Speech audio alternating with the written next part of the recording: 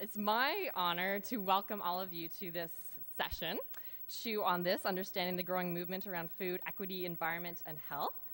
This session is co-hosted by CEGN and CFC and is generously sponsored by the J.W. McConnell Family Foundation and Investigo Sustainable Food Fund. I'd also like to thank Nadine Godkiewicz from the Toronto Community Foundation, Peggy Dover from CEGN, Martha Powell from the London Community Foundation, Mary McDonald from the Metcalf Foundation, and Beth Hunter from the J.W. McConnell Family Foundation, who all played a big part in putting this session together. Before we dive into the session, I just wanted to mention that this year's CFC's National Vital Signs Report is on food security, as well as there'll be several communities releasing vital food reports. And so this session is going to serve as a great launching pad for our work that's going to happen throughout the summer and into the fall. This session is broken into 3 sections. We're going to have Diana Bronson from Food Secure Canada give us an overview. Then we're going to move into a facilitated discussion with 5 fantastic folks who work in the food system. And then we're going to open up to you to ask any questions or say any comments that you have. So I'm going to introduce Diana Bronson. Diana Bronson joined Food Secure Canada as Executive Director in March of 2012. Food Secure Canada is a national membership organization that focuses on zero hunger, healthy and safe food, and sustainable food systems. It started 12 years ago, but has only had staff for 1 year. Diana is trained as a political scientist, a sociologist, and has a professional background in journalism and international human rights. She has participated in many international negotiations on human rights, climate change, technology, and sustainable development over the past 2 decades.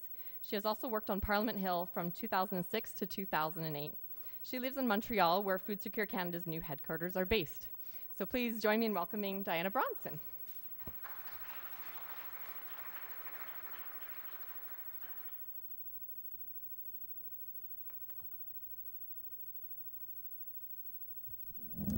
Hi, everyone. Thanks for coming. I'm not sure if it's a good idea to call a session Chew on This right after lunch, but we'll do our best to provide some stimulating thinking. I'm a little bit nervous, and I'm very, very grateful for the opportunity to talk to you today, and I'd really like to reiterate my thanks to everyone that Erin just thanked. It's a wonderful opportunity for us to be here. I've been asked today to talk about food systems, and what I'd like to do is make a case that they're quite complex and they're actually also broken. And then I'm going to turn to some things that are going on in the food movement and talk about how diverse it is, and you're going to hear a good deal more about that from the panel that will be speaking after me. And also how solutions-oriented the food movement is in this country, how full of hope and opportunity it is. And I'm going to try and do these 2 things through the lens of health and equity and the environment. So first of all, to food systems, what are they? This is a definition I adapted from a report that was issued just a couple of days ago on municipal food policy entrepreneurs. I prefer to call it a web rather than a chain. I think that speaks better to the kind of complexity we have in the food system. But it includes all of us, as you can see from this definition. It includes suppliers and consumers and regulators and advocates for system change like me and like Food Secure Canada. All of us who collectively grow, process, distribute, acquire, and dispose of food. You may have seen, as I did yesterday, speaking of disposal, that Canada actually throws away more food per capita than any other country in the world. That's $27 billion worth of food on a yearly basis. I'd like to ask you to think about what your personal food policy is. I think we all have one. Sometimes you prefer what is cheap, or what is fast, or what is organic, or what is slow, or what is spicy, or what is liquid. We all have a kind of personal food policy. And often what gets overlooked in our discussions about food systems is how profoundly personal and how profoundly cultural our visions of food are. And I put up these two posters. It's from an event we did in February at Carleton University. And we were talking about putting food in the federal budget. You know, we all put food in our family budgets, but oddly, our country doesn't put it in the federal budget. And we had this lovely illustration of fresh fruit and vegetables that we thought would be very appealing. But one of the members of the panel was the president of ITK, the Inuit organization, and they actually put together an alternative poster simply to indicate that what was appetizing for the Inuit in Canada was not the same as for those of us who lived in more southern climes. And I think that's a very important point to keep in mind. It's something that gets ignored in our government's view of what is the food system in Canada. Here you'll see we have a typical chain-like reaction with the various inputs, agriculture, imports, exports, processing, right down to consumers. Again, there's no mention of the waste, and nor is there any mention of the externalities, what gets known in economic discourse as externalities. That would be the health and social and environmental impacts that are not calculated in these sums. An alternative vision of what the food system would look like. Again, this is from the paper that was released a couple of days ago, where you see how complex it is, how many different government departments are involved, even at the municipal level, in determining what kind of food we access, what we eat, what we sell, how it's sold. All the variety of actions that are involved and the number of people who are touched. So complex, very, very complex, the food system. Not something I can unpack in 15 minutes. Just to add to that complexity, I think it's important to note that Canada is very much a part of an international system of rapid globalization and increased trade and investment. And you see that trend here, and it's odd to note that actually, I don't know who follows trade negotiations in detail here, but the Doha round, the Doha development round, if you remember that, was launched in 2001. It was supposed to liberalize agriculture. It's still going on. What's that? 12 years later. But that hasn't stopped international flows of investment and bilateral investment treaties and land speculation, all of which is putting enormous pressure on farmers, and not only in Canada, but around the world. So turning now to how our food system is broken, once again through these lenses that I talked about earlier. To me, this is the biggest sign of how our food system is broken. For the first time last year, the number of obese people on the planet outnumbered those who are chronically malnourished from hunger. In either case, there's 1 billion on either side, give or take a few 100 million, depending on how they are counted. I think this is an appalling statistic. This is where Canada fits in. The dark red zones are where the problems of obesity are the most serious. And you'll see we're very, very close to being the darkest. And the trend is we're getting worse. And it's getting worse in all age groups, in all genders. It's getting worse across the board, and it's getting worse more and more rapidly. And that's the same whether you talk about obesity or heart disease or diabetes type 2, all diet-induced diseases, or at least partially diet-induced. So serious, serious health problems that are causing our health system billions of unnecessary dollars in spending. Turning now to the environment. Oh, I'm sorry. Turning now to the question of equity. This is the portion, 12.2% of the Canadian population that actually live in food insecurity. And once again, depending on who you count and how severe the food insecurity is, we can say there's somewhere around 3.8 million Canadians who regularly experience food insecurity, and over 2 million who are living with severe or moderate food insecurity. This takes place in a context, in what I would like to call the X factor. This is, you can see from this slide, The blue line indicates the decline of farming, or the decline in the number of farms that has taken place since 1941. The yellow line indicates the increase in the size of the farms. So we've got fewer and fewer farmers on bigger and bigger farms. Oddly enough, we see the same exact trend in retail. Fewer and fewer independent retailers, independent grocers, and larger surfaces that I'm sure you're all familiar with in your own communities. Environmentally speaking, I'm sure I don't need to tell this audience about the ravages of climate change and the growing problem of desertification.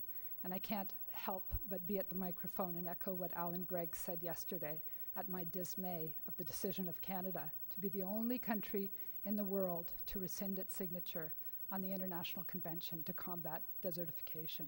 And as you can see in the beige areas on the map, it's taking up more and more of the space on the globe, and it's rapidly getting worse. And we know the impacts that climate change is already having on the production of food around the world, in Africa, in Asia, mostly in those climates and in those countries. But we don't talk very much about how our system of industrial agriculture is in fact contributing to climate change.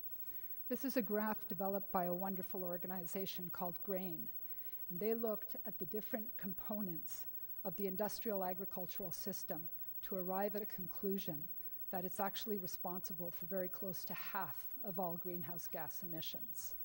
So while we tend to talk about the effect of climate change on agriculture, it's time to also talk about the effect of agriculture and its contribution to climate change.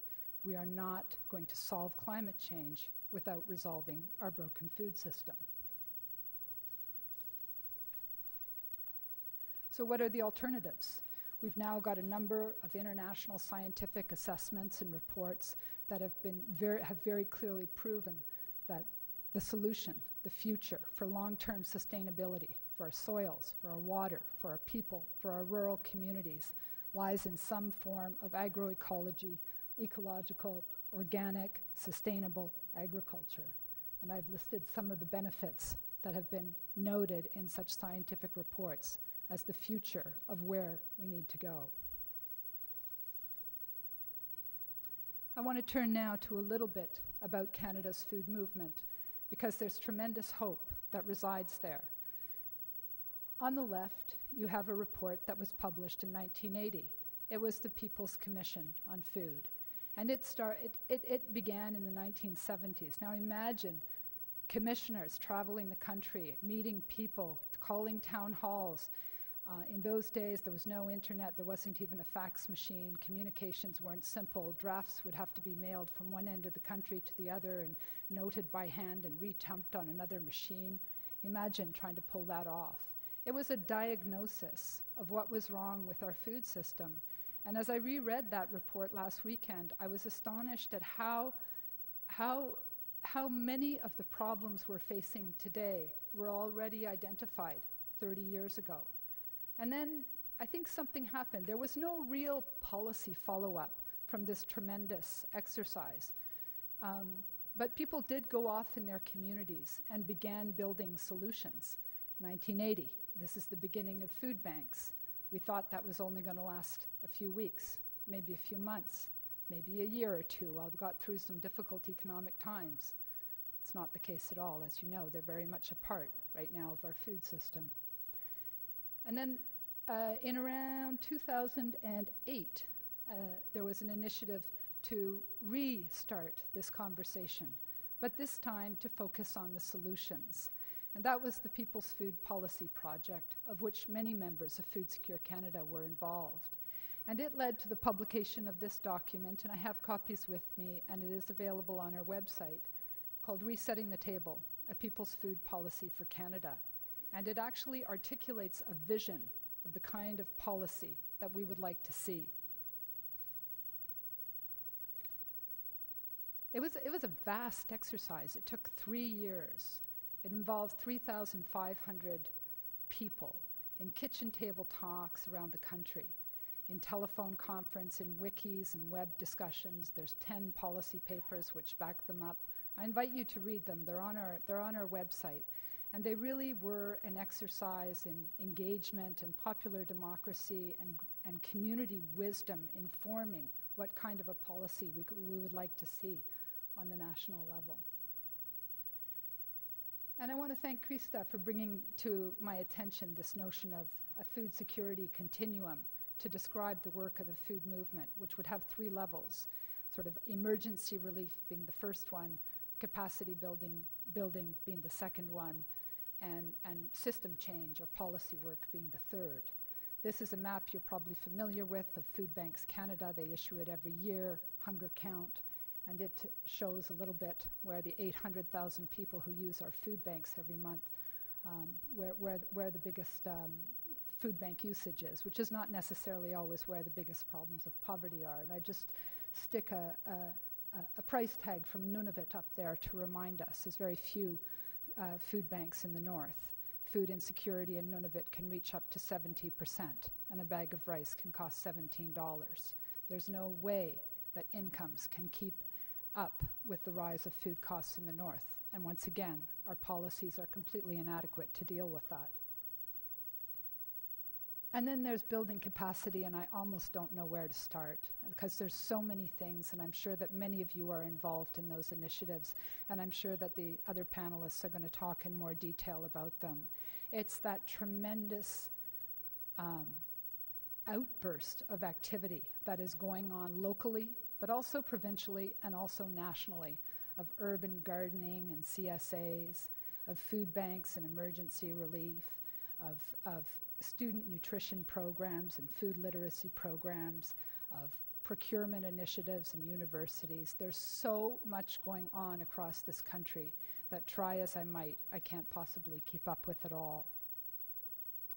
But where I really want to focus my attention on is the system change piece. And I'll only speak for a few more minutes. I must be just about out of time. You may recall that in May of 2012, the UN Special Rapporteur on the Right to Food came to Canada to do a mission on how Canada was fulfilling its international legal obligations to make sure that all Canadians could exercise their right to food. And it was a very interesting and wonderful exercise. The picture I've chosen here is actually, well, perhaps I'll just indulge in a small personal story. As Erin mentioned, I worked for many years in international human rights, and I would be sent off to Geneva to the UN Commission on Human Rights. And it was always a tremendous frustration to me that the people whose rights were being violated were not in the room when it was being discussed. It's a very diplomatic discussion that takes place amongst experts and governments. And the opportunity that we had last year when the UN Special Rapporteur came here was not only did he travel the country to meet with all levels of government, but also with civil society, including quite significant meetings that took place right here in Winnipeg. But when he gave his report to the UN this year, so this was in March of this year, he agreed to, right after giving his report in the very august and formal chambers of the UN Council on Human Rights, to come online via a webinar and to talk to Canadians about what his findings were and to offer them an opportunity to engage in a discussion with him about what should be done to improve the right to food in Canada. And we put out a call inviting people to join that webinar. And we had 60 different community events. In fact, we had to turn away about 30 or 40 others because we didn't have enough lines on the webinar. And people gathered, sometimes in small groups of a dozen or 2 dozen, and sometimes hundreds of people gathered in community centers and food banks and universities and community kitchens and all kinds of places in order to engage with him. And what I found so interesting and so satisfying and so stimulating about that discussion is that we were able to bring the local, not only to the national level, but also to the international level. That, in fact, a form of technology had rendered that possible for us. But it was also this incredible thirst that people had to engage in that discussion, to hear what he had to say. This was not some irrelevant UN report by a patronizing European, as it was called by our government. He had important things to say, and he echoed many of the things that our community was able to communicate to him when he was here. His top recommendation was for a national food policy, for a national right to food strategy. We are not going to get there without a strategy at the national level. It's very interesting to note that we have all these small municipalities coming up with municipal food policies. We're seeing some signs in different provincial governments that things are moving along very nicely. But it seems to be falling on deaf ears at the national level. We don't actually have a minister of food. We don't have a food policy. We don't have a proper dialogue as we need to have between the departments of agriculture, health, international trade, and environment, as we would if we wanted to be smart about what we were doing about food.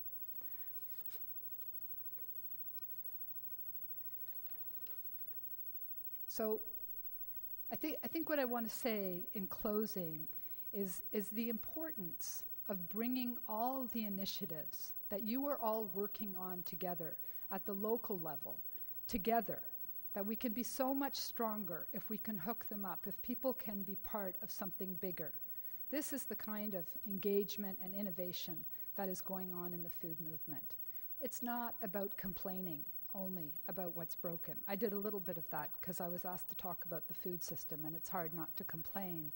But I hope that I'm able to transmit to you, and I'm sure my colleagues will be able to, this tremendous hope and optimism of people who are building something different, something that's going on now. And I look forward to discussing these ideas with you, and thank you for your listening and your invitation.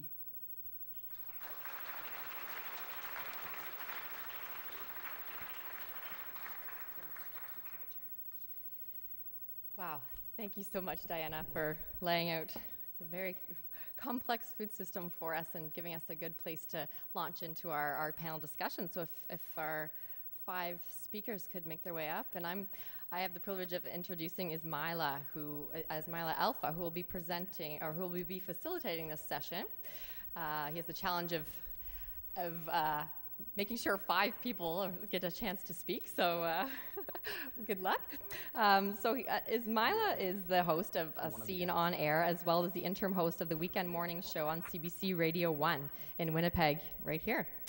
Ismaila was born in Nigeria to a Nigerian father and a Canadian mother. He completed his early school years in Edmonton, wrapping up his middle and senior school years in Winnipeg. He pursued a civil engineering degree at the University of Manitoba, but dropped out to tour Canada and in the United States as a hip-hop musician for 8 years. Likening to his life of the movie 8 Mile, family and responsibility brought Ismaila and his vocal pipes back to Winnipeg. In January of 2008, he started with CBC Radio 1 freelancing. And in April 2008, he found his way into the spotlight again as his show's audience technician, traffic reporter, and jingle writer extraordinaire. So I will hand it over to Ismaila. Why, thank you. I'm assuming you all can hear me out there just fine? Now I worry. Should I ask if my microphone's on? I'm a pretty loud guy, so. I'm very honored to be involved in this conversation today. And I like listening to you, Diana, when you're talking about people who these issues are concerned, not being in the room for discussions. Because I find it interesting that trending lately, not just in food systems and so forth, but it's no longer about a big picture that people can often feel, how does that apply to me? How do I fit into this big picture? It's a lot of little pictures, and really now it seems it's all about connecting all of those small pictures so we can make changes in the food system. I found that when I was asked to be here to moderate this panel, I started questioning myself as any human would. Well, how do food systems and food security impact my life? And it didn't take very long for me to figure out the points in time where it really affected my life. And it really opens your eyes to the fact that it doesn't matter what your race, what your age, what your sex, anything. It can really change things going on in your life. It affects your emotional state, your mental state. I think back to, I was a waiter in a restaurant, and I'd lost work. I'd been laid off. I'd been off for a number of months, and I had no money coming in. And I'd got to that point where you start to question, do I need some help? Do I need some assistance? And I decided yes, so I made the phone call. And the person who answered the phone was a young man I'd gone to high school with. And it took a lot for me to dial the number in the first place. And when he got on the phone and recognized my voice, he said, "Ismaila?" And it took about a millisecond before I recognized who he was from high school, and I hung up the phone. And my pride got in the way. My pride got in the way of taking the assistance that was there for me. And it gets you thinking at this point in time. It's great that there are programs out there that can provide food and some type of food security for people, but what about the people who won't access it because of how it makes them feel? Why should we make people feel bad who can't afford food that's good for them? When I travel on further, I eventually got work, and it was part-time, and I was working in a restaurant as a waiter, but I still wasn't making enough money to pay for my rent and for breakfast, lunch, and dinner. And I remember just stomach growling at night and picking up from my place and walking down to the restaurant I worked at and asking and pleading with my boss and saying, "Can somebody just make me something to eat? I promise, with all of my soul, I will work it off tomorrow." And the answer that came back to me was no, that I should go and ask all of my coworkers if one of them will lend me money so I can buy dinner that night. Now I look at programs out there, some of which we'll hear about today, where I could have essentially traded my services for some sort of sustenance. I could have gotten work. I could have gotten food out of the work that I was willing to provide. So I look at that and I think we've made so much progress, but now we need to make the connections needed so that we can make actual change in the big picture using all of these small circles we're part of. So I'm very happy to be part of this conversation, and we should get to meeting all of the much more important people in the conversation today.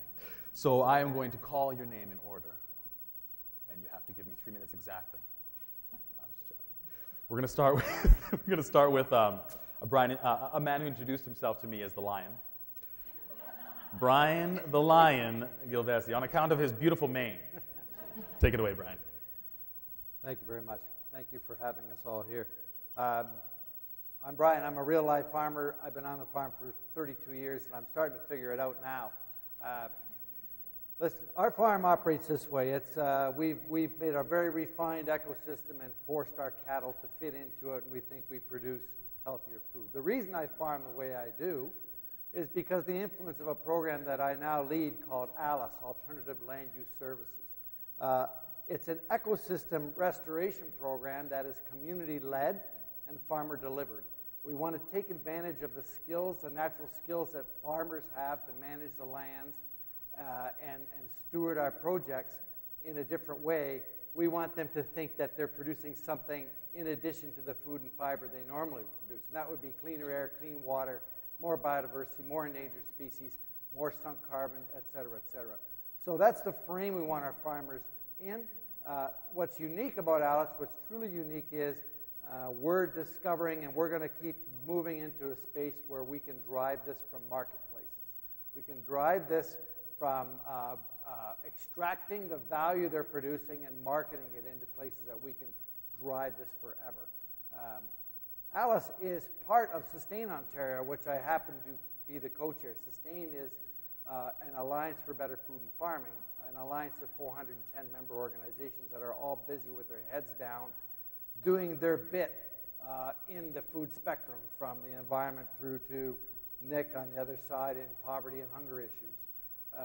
The role of Sustain is to aggregate the thought from across that spectrum, allow those people to keep their heads down and aggregate into something that resembles what Diana's talking about, a coherent policy. So it basically does linkages, advocacy, and policy.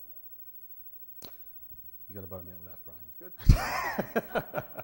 Thank you, Brian. And he told me it would stick in my mind, and Brian the Lion is there. It's never going away. And from Community Food Centres Canada, Nick Saul. Well, thanks for having me here. Can you hear me okay?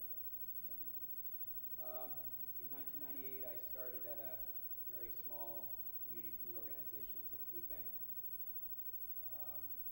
People literally had to check their humanity at the door before they came in. It was a place where you kept your eyes on the ground because it was embarrassing. And to make a very long story short, over a 14-year period, we created a space where people could feel good about walking in. It was a dignified space. I feel that the physical determines the social in many ways, and we need to create beautiful spaces in low-income communities in all communities. And in order to make the change, we simply listened to our community. And they were pretty clear that they wanted to be cooks and gardeners and engaged citizens and volunteers. They didn't want to stand in a lineup, get to the front of that lineup, feeling really small and be handed basically fat, sugar, and salt, which is what they were getting. And we all know that low-income communities are all very unhealthy. We talked about obesity, diet-related illnesses like diabetes, coronary heart disease, etc. So we had a crisis on our hands in our neighborhood. And we said, we're going to change. And we did. And I guess part of our story is that change is possible when you name where you want to go. And you name that by simply listening. And in August, I left to start a new national organization called Community Food Centers Canada, which is bringing ideas, strategy, resources, and a proven model that we built at the stop to partner organizations across the country to build responsive, financially stable, and I want to get back to that idea at some point, financially stable community food centers. And these community food centers across the country are going to work with people to grow, cook, share, advocate for good food for all, to build a fairer, healthier, more connected society through the power of food. And I think we have a number of opportunities. One of them is that, was it Graham Emanuel, the mayor of Chicago, who said, never let a crisis go to waste. It might have been Winston Churchill before him, who knows. But the kind of stuff that Diana spoke about, we have an enormous problem. And I hope today we'll talk a bit about how we can turn the dial on some of those seemingly intractable issues.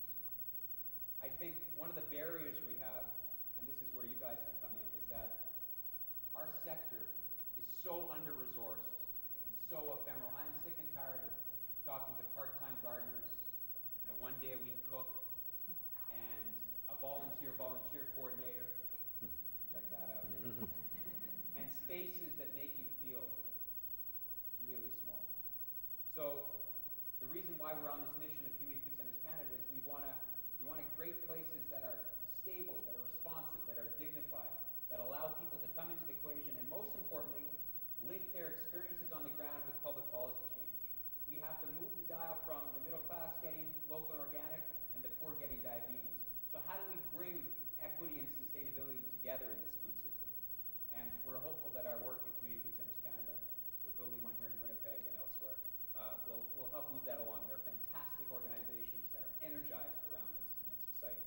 So thanks for having me here. Thank you, Nick Saul. And you mentioned something there I definitely want to get into conversation about a little bit later. Really how much of this, definitely there's a nutritional aspect of food, but how much of it is actually about community and treating people like they are worth something. Next up, from London Community Foundation, Martha Powell. Well, thank you. Can everyone hear me? I am here representing a funder, community foundation that is trying to get into embracing a food security system for our community. I'm going to step back very briefly. About 3 years ago, we saw a theme emerging through our grant application process that had little bits of food security and food strategy and community gardens and throughout most of the applications that we were getting. And so we came to the conclusion that it is an issue in our community that we needed to address. And as a convener, we convened something we called our Food Summit. And we purposely reached out to groups across the community, out into Middlesex County, where London resides, to bring them in to talk about what is a food strategy for London and Middlesex County in southwestern Ontario. What would that look like? And we're willing to put some money into the game, or skin in the game, to make this happen. And after a day of dialogue that was facilitated by a very bright professor from the Ivey Business School who specializes in this area, we thought we would get some really high quality applications into our program, and we got more of the same, unfortunately. When we were planning this session, I was hoping at the time we would have some really high quality applications come in, but it's taught us that it's quite fractured in our community. Just a little bit about our region. London, for those of you who don't know, London, Ontario, resides in one of the richest farmlands, agricultural lands in Canada. And yet we've got farmers that are plowing their fields we've got farmers that are abandoning their farms or turning into these mega farms. We don't have a central food distribution system. Our farmers have to transport their produce all the way down the highway, and vendors have to go then and bring it back. We have a community that is quite diverse. We've got pockets of highly economically challenged neighborhoods that have food deserts. We have the second highest unemployment rate in Canada. And yet we've got food manufacturers that have chosen London on the outskirts to come and create shop. Dr. Oker, that's a place called Cakery. They are crying for employees, and they can't get employees, and yet we've got this unemployment rate. So we have a local food charter that's been developed. It hasn't been embraced. We have the London Training Centre that developed a whole research project on a needs assessment for our region, but nobody's coming forward. And so that's where we're struggling as a funder to, what can we do to champion this, to, take model across Canada of other organizations that have been successful, or other communities that have been successful. But I think, as Diana said, this needs to be a national, part of a national movement, and if we can approach it in a national way, perhaps we'd have more impact. So that's my story. All right. Martha Powell, everybody. And next to representing Food Matters Manitoba, Krista Doucette. Hi folks, I'm the founding executive director with Food Matters Manitoba, and really pleased to be here at this conference today. We work with Northerners, newcomers, families, and farmers towards good food for all, and we work across all income levels. I'm just wondering how many people attended the Power of Storytelling session that was this morning. It was pretty amazing. I planned to talk a little bit about some of our 35 food projects that we work on across the province in over 56 Manitoba communities, but based on that session, I think I'm just going to tell you a story. We do a lot of different work. We work with gardens, cooking programs, a lot of the programs that Diane talked about already in her presentation. We do food assessments and look at food deserts, food buying policies. We work with horticultural therapy with kids with fetal alcohol syndrome, and we support sustainable farmers. But the story I'm going to tell you is about Fox Lake First Nation. In northern Manitoba, there's some remote communities. Some of them do not have stores. In some communities, it's a 3-day train trip to buy your groceries. So I'm not sure, if you have similar situations in some of your northern provinces. But the project that we're working on with Fox Lake is called Our Food, Our Health, Our Culture.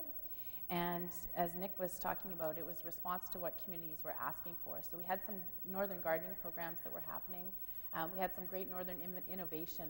Community members were able to salvage broken trampoline frames from out of the dump, and we've built greenhouses with those. But one of the things that people were really looking for and really wanted more information was around traditional foods.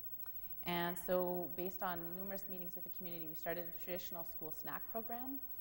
And that enabled some of the kids to access healthy food, and it's really holistic. We work with the community on a goose hunt in the spring, so youth actually go out and hunt and harvest their own geese, and also a fall moose hunt. And there's, as opposed to everyone having little individual freezers in their own community, there's more of a culture of sharing, and so the community wanted a community freezer where they stored food, and anyone could come and access that, and you sign out when you access it, and it's being used really well. And that was a principle of sharing that community members were really interested in. So in the traditional school snack program, kids are also involved in cooking the snack, and so they're learning skills that way. When they're hunting, they're getting a lot of physical activity. If you've ever tried to drag a moose through the bush, or even a part of a moose, there's some good activity there. And another big part is some of the cultural teachings. We had one of the local staff people tell us, I want to go and sit and listen to the kids when the elder comes in to tell the story that goes with the school snack, because this is an elder in my community, but we never have the opportunity to sit down and hear these stories. And so even the staff people are really interested in learning. And one of the staff people we have working in the school is someone who had suffered a lot of personal adversity and had gone through some addictions issues, and he's now able to use the traditional knowledge that he had growing up, and is now becoming a leader in the community and has been reaccepted back into the community working on this project with some of the youth. And so that's just an example of one community food project and the diversity of things that can happen when you work through food. You're looking at economic, social, physical, cultural, mental health, and physical health. So that's just one story of one of the projects that we work with, and really grows out of what communities were asking for. And even though that school snack program is not going to, solve all the food security problems for that community, it's certainly a start, and it's using resources that are within the community, both, knowledge and reclaiming traditional food skills as well as physical resources in terms of foods that are available. So we were asked to talk a little bit too about just some barriers and opportunities, and just really quickly, I think it's been interesting attending this conference as a nonprofit, and I think one of the challenges that I hear from donors is convincing from grant staff, convincing donors that it's not just apples on plates, that we need to look beyond just providing emergency food assistance and working across that continuum. So how can we build the skills and then the policies so that people don't end up being hungry, in the first place? And so I think that's a challenge in terms of communicating that, but it's also an opportunity. And I think some of the links between healthcare and our costs associated with that, and the costs of ill health and food, are real selling points in terms of long-term prevention and savings. And as nonprofits, I think we need some support in terms of evaluation programs to show that, in terms of, well, we all know that if you eat well, you're healthier and you're going to be less sick. We need to be able to maybe provide some evidence, or maybe just some really good stories. I don't know. Thank you. Next to a woman who I see on a pretty regular basis and take advantage of her food services all the time. She runs diversity food services at the University of Winnipeg. Kirsten Godbout. Hi. Yes, I feed him breakfast every day. Huevos rancheros. So good. So Diversity Food Services is the food service at the University of Winnipeg, and we are a joint venture that was started by two nonprofits, the University of Winnipeg Community Renewal Corporation and Seed Winnipeg. So we were brought onto campus 4 years ago this summer, and we were brought on because the food that was going into the students didn't match the output of what they wanted these students to accomplish with their minds. So fuel matters, as we all know. So we were brought in, and we were given a whole bunch of high jump bars, and they were set high, and that's basically how I think of diversity every day. We are track practice, and every day we set ourselves a whole bunch of high bars, and some days we don't do that well and we knock them over, but every day we reset the bars and train and practice again. One of the ways we practice is in how we purvey. So rather than having 5 suppliers like a institutional food service usually would, we phone 130 people. So when it comes to ordering potatoes, we phone one farmer and he can bring us 150 pounds, and then we phone another farmer and he can bring us another 150 pounds until we have what we need. We keep phoning and phoning, and then if nobody can help us, then we phone Cisco, but last resort. So it's also about creating community. So the University of Winnipeg has a lot of urban students from rural Manitoba also, and we have a lot of new Canadians and international students. One of the things that was lacking downtown is that we were finding that we had students that were lonely. The place that you meet and the place you create community is sitting around the table.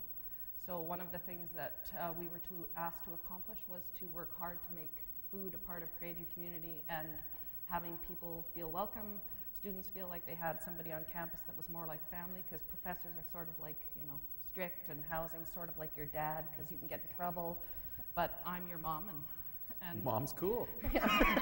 Mom's cool. So we're an urban campus, we're downtown, we're working hard.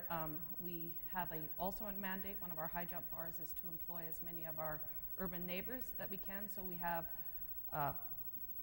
groups of Métis, Aboriginal, New Canadians, and we try to take on as many rookies as we can every year, but the right number of rookies that we can actually give everybody support and training, because if you have too many rookies, then nobody gets to learn the things that they need to learn. Being downtown also offers us the opportunity to be part of programs like that are available at our Wichi-Wakinak Center. So we are meeting with kids that are coming after school to do Cree or learn music, and we are supplying the snacks and introducing new foods to them, which is a great opportunity. Basically, our goal is to prove that in an institutional setting you don't have to serve crap food, which is the myth that we all have to do it at such a price point that we have to use processed food. We use no processed food. We make everything from scratch. We are making our stocks, our soup base. There's no soup base there. There's no MSG. We buy our animals whole. We are teaching our staff to be able to break them down. It was very funny the first time we brought in a whole animal, our Canadian staff ran away, and our new Canadian staff ran towards. And we also learned that some of the parts that we were putting in the waste bin were the parts that they wanted to take home, and we learned some new recipes, which has been an absolutely great experience. The other opportunity, of course, is because we are feeding primarily young people that are coming out of high school. They do not have all their food dollar spending habits invested and entrenched yet, so what we are doing is we are challenging them to think about if they can take 4 out of every 10 or 5 out of every 10 or even 2 out of every 10 food dollar that they are going to spend as adults. Can we change it? Can we challenge them to spend it locally? Can we challenge them to go to the farmer's market? Can we have them think? So, and being at a university institution, because everyone's so ideal and hungry for new passions, we're talking about waste. And so when we choose a supplier, we're asking, what waste do you create when you make the ingredient that you sell us? What waste are we creating when we turn that ingredient into food? And then when we wrap up Ismaila's huevos rancheros for him, we're using all compostable packaging because we want to be responsible for the waste that we then pass on to him as our consumer. So that's what we're doing at University of Winnipeg. And that's why I go there to eat, besides the fact that the food's amazing. Well, you know, I want to thank all of you for joining us here, and of course, we've covered quite a bit of the problems and the challenges out there, but I think we're all here on this panel, so we all have faith that things will get better. And I think we're seeing some changes happening already. So I want to talk a bit about what trends there are out there in food systems right now, what you're excited about, where you see opportunities right now in your work. I want to start with you, Krista. We were speaking earlier, and you had mentioned actually a study that's going on in, having to do with food deserts, which I'm very interested in because I live in what is a food desert. So tell us a bit more about that. Sure. Ismaila lives downtown, and so for those of you who don't live here, the Hudson's Bay Company had a really large grocery store in the basement, and that's now closing. And so there's a lot of seniors that did a lot of grocery shopping there. So Food Matters Manitoba has been involved. Stefan Epp is here today, and he's coordinated quite a few food assessments. Has anybody here been involved in funding any food assessments in your region? Great, that means there's tons of opportunity. Food assessments are really amazing tools to help bring people together and identify opportunities. And for those of you, one thing we didn't want to do today was overwhelm anyone. So for those of you that are new to this, food assessments I think are a good tool to kind of start and identify what's happening in a community already, who can you partner with, and where are their opportunities and greatest needs. And it provides kind of a long-term benchmark to start working towards. And so I think those have been really successful, and we're in the midst of 2 new ones, one in partnership with a new community food center that's happening in Winnipeg in the Norwest community region. So I think that food assessments are really exciting, and we're really pleased to have some visionary funding with the Winnipeg Foundation. It's a new concept, and so they've really partnered with us in a strong way in terms of moving forward. And Brian the Lion, from the rancher's standpoint, what's new and exciting for you as far as opportunities to make positive change in food systems? I think it's really exciting times. I think that people are beginning to identify, and I think information is key, that we can harvest not just fuel from our everyday eating habits, but we can harvest nourishment. And I mean nourishment in the broadest sense. I mean socially, I mean economically, I mean environmentally. We can extract far more value out of this system, and we're starting to identify those pieces. And what's heartening to me is that consumers are recognizing it, farmers are recognizing it on the production side. And let me give you a good example. One of our farmers in our system, Gunther Chafe, we gave him an incentive payment to put a set-aside of tall grass prairie, which is a very diverse system that holds them.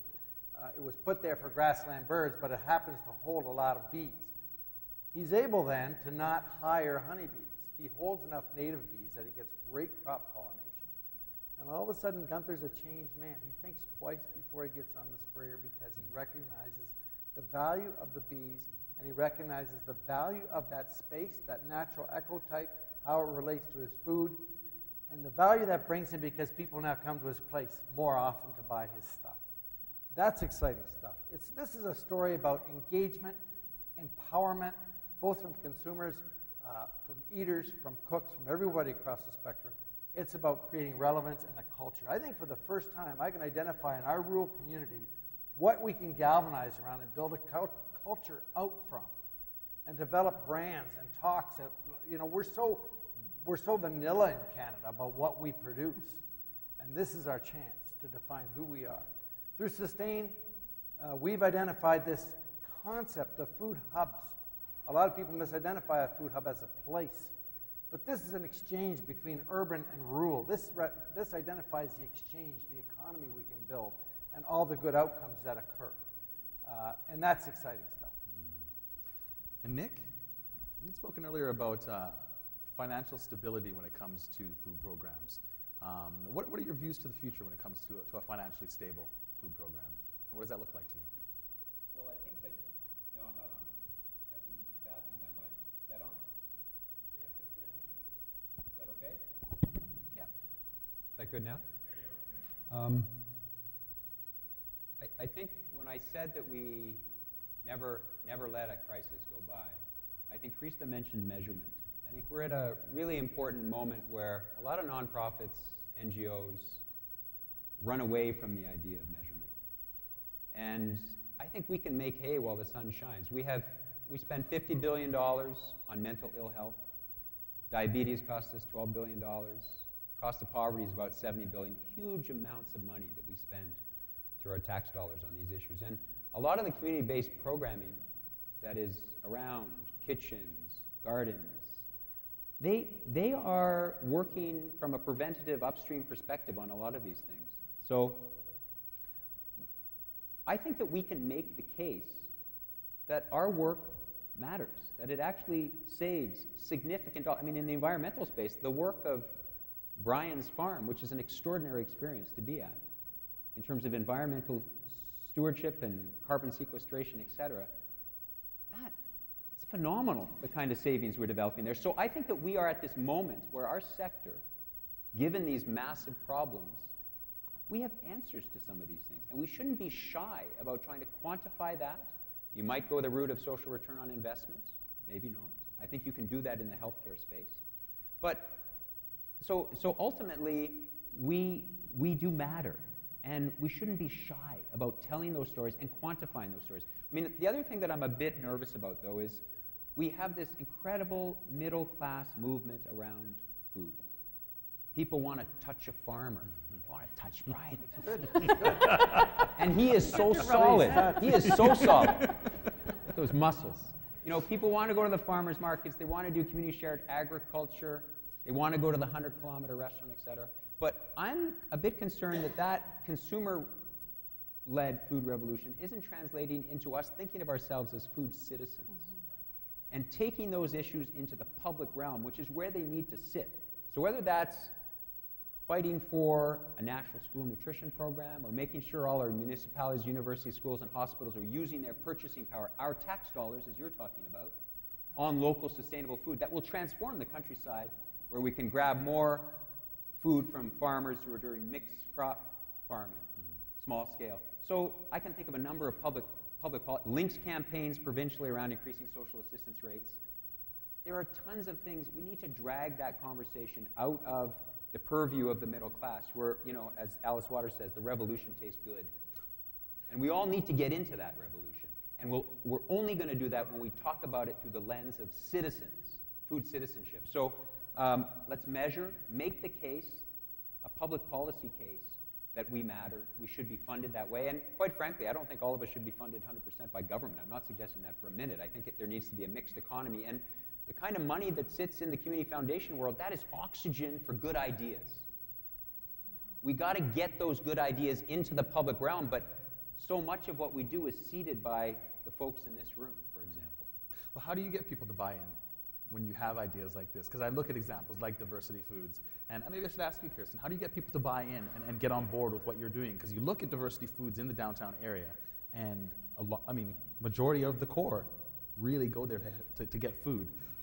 You do little extra initiatives with specials that happen and so forth, and I know a number of people who will head down there to look for work and to learn more about food systems. So how did you get people in the area to buy in? Well, everybody eats all the time, and so they're always interested. The way we create community is by breaking bread together. That's how we break down barriers, and so everyone wants to be together, and then when they're together to eat, that's the opportunity for dialogue and creation of dialogue. And so there's also lots of opportunities with charities. 100-mile Boys and Girls Clubs dinners, all those kind of things. And then there's the chance with the farmer. And, so when you have a farmer come into town, do you want to have that farmer be able to meet the customer? And so you start this dialogue, and the dialogue grows and gets bigger and bigger. And there's all kinds of opportunities that spin out from that. Go ahead. And I think part of it just takes time. Some of the northern projects that we're working on, this has been over a decade. It takes, when you're working with communities, it takes a long time just to build those relationships. I think it's the same way when we work with our funding partners.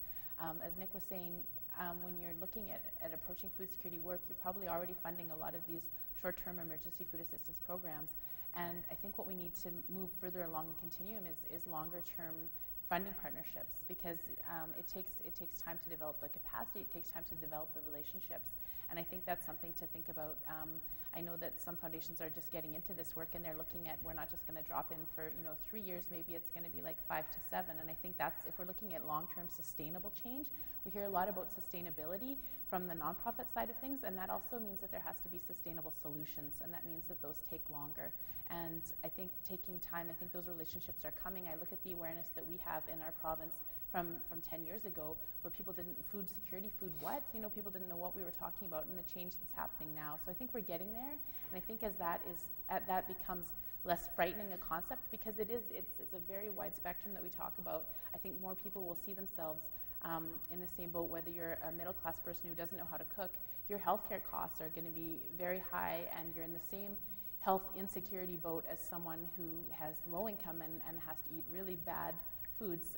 And so I think that there's some self-interest there in terms of tax dollars, but I think that's coming, and I think it takes time and attention and partnerships. Yeah, and a whole farm-to-table concept. Mm-hmm. It has to be going all the time. So one of the opportunities that we've had at Diversity is because we now have a purchasing power different than when we were each in small little restaurants. Now we can say to that farmer, if you buy yourself another greenhouse, I will guarantee and I will purchase your entire crop. Okay. And so those that are practicing good stewardship of the earth and raising animals in different ways than fast-tracked hormone, accelerated. Yeah. So now we have the opportunity to be part of that and to force, and then that increases the availability. But what we really need to do is we need to say to our governments, like, you're feeding people in hospitals, you're feeding people in prisons, you're feeding people in schools. We are paying those taxes, and we want you to commit to spending 5%, 10%, a rising percentage over the years, and we want you to commit to spending those dollars in ways that are good stewardship for the earth and create healthy food systems. So the ideas are there, the opportunities are there, the connections need to be made. So I want to talk to you about this, Martha. As far as the connecting to organizations, you spoke from a funder's perspective, looking for groups that would come to you with proposals about these programs that you could fund. And you sounded a little disappointed at some of the programs that were presented to you. How do you go about connecting to these organizations? Well, we actually, in our Community Vitality Grant Program, which is where these applications came from, the last round that we just adjudicated about a week ago, there were 3 separate organizations that had a few partners in each of them. But there was overlaps, there were pieces that intertwined, but they couldn't see it. And so we now, as a follow-up to, we didn't fund them, but as follow-up, we will go back to them and say, that the piece that you're doing here aligns very well with what's going on over here. Can you come together around that and, bring in others and expand that piece of it to be a more cohesive, community-wide approach?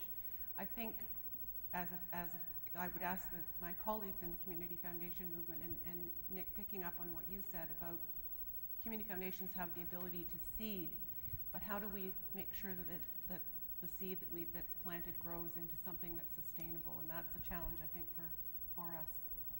I feel bad, Diane. I feel like I've just kind of blocked you off from everybody here and haven't that's spoken good. to you at all.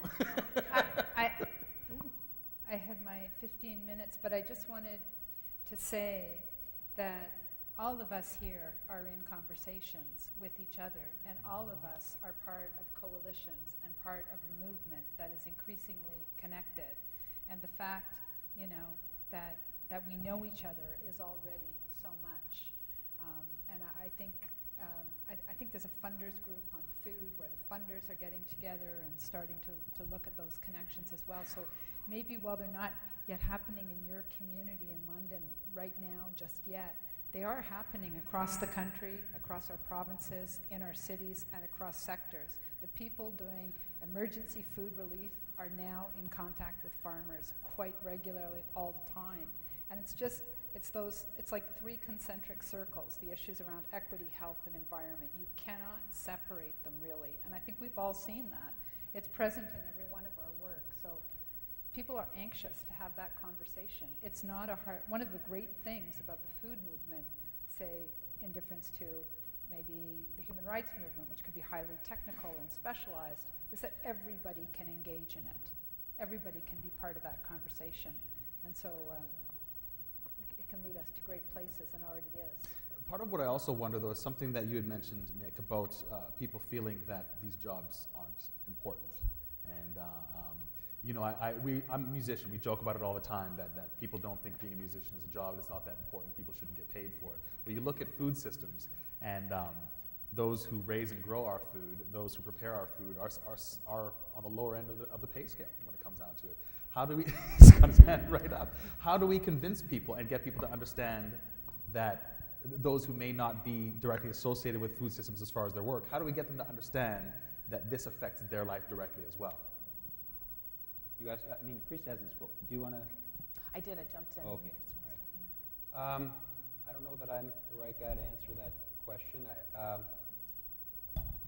I mean, the reason I'm struggling a bit with this conversation is that I don't know how funders feel, but I sometimes think that there are too many organizations to fund.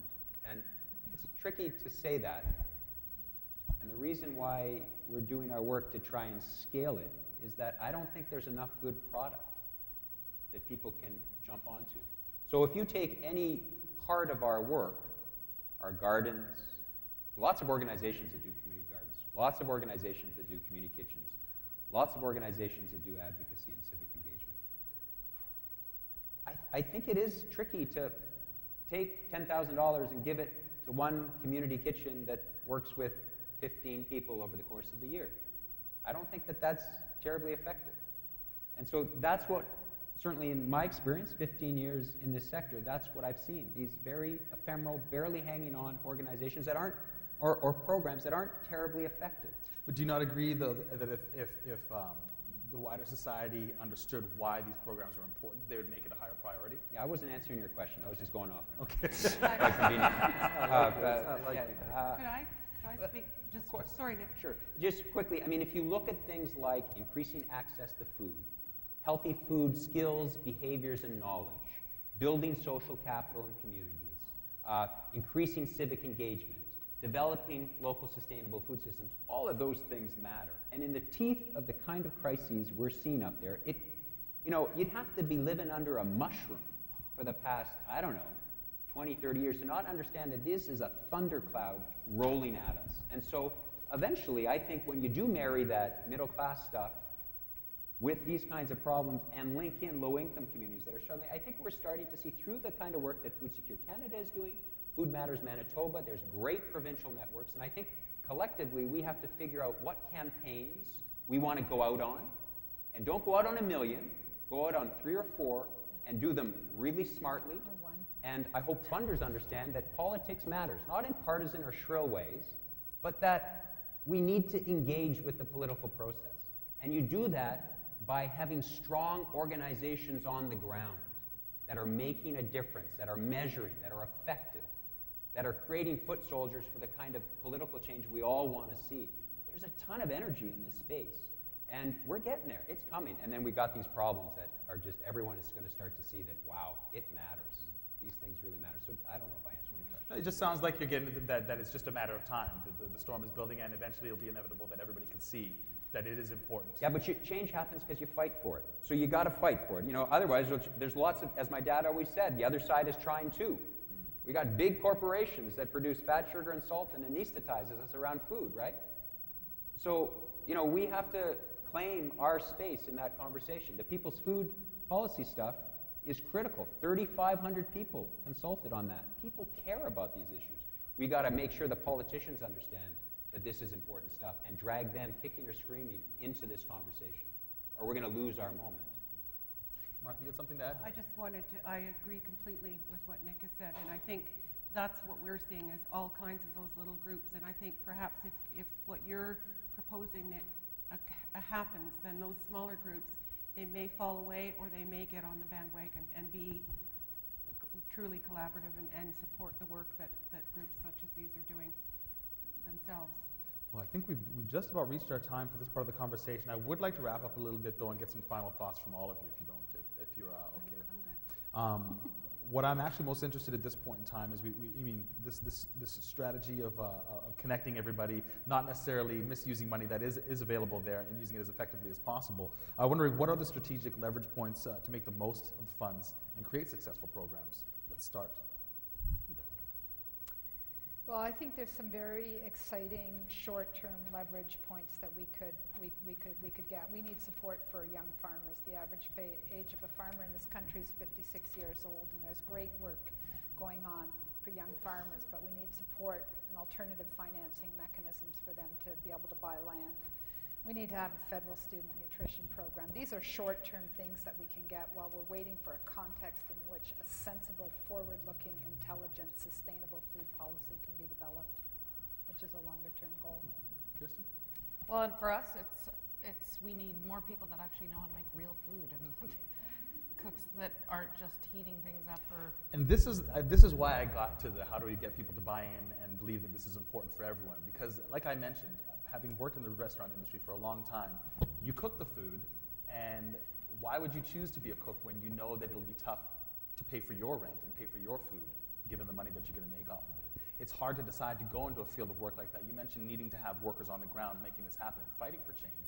Well, you're going to have some serious faith to get over the fact that you may not have the finances to sustain your life while you're fighting for this change. And that's why I was asking about that.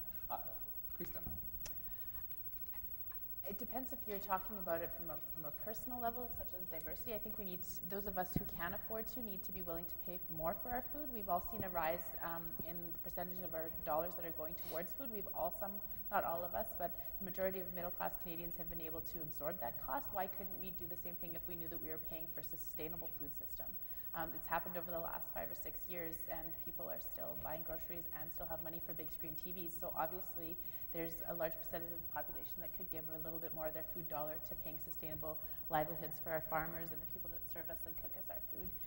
From a broader perspective, I think that it's really important to be systemic and to create some priorities and strategies, as Nick was saying. I think at the same time, though, there's a lot of nuances associated with food that we can't lose track of.